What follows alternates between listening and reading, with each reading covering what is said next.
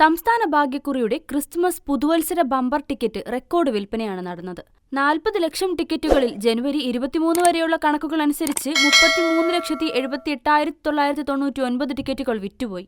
കഴിഞ്ഞ വർഷത്തെ ക്രിസ്തുമസ് പുതുവത്സര ബമ്പർ ടിക്കറ്റ് വിൽപ്പനയുമായി താരതമ്യം ചെയ്യുമ്പോൾ 11 ലക്ഷത്തോളം ടിക്കറ്റുകൾ അധികമായി ഇത്തവണ വിറ്റുപോയി. പാലക്കാട് ജില്ലയിലാണ് ഏറ്റവും കൂടുതൽ ടിക്കറ്റുകൾ വിറ്റത്.